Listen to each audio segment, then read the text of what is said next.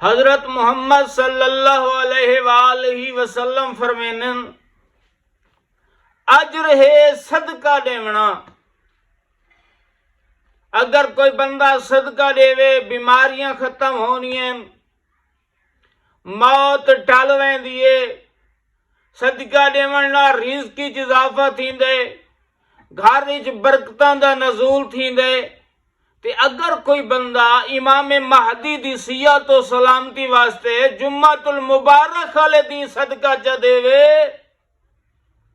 اے ماتہار فرمینن اکو عظیم اجر مل دے. صدقہ دیونا بہت بڑی عبادت ہے. صدقہ دیون تو غافل نہ تھے کرو. تے جیڑا صدقہ اپنے ہاتھ نال دتا ونجے اس دی تو کیا بات ہے. وہ نیکی تا بندہ اپنے ہاتھ نال لکھا کے پیا ویندا ہوندے.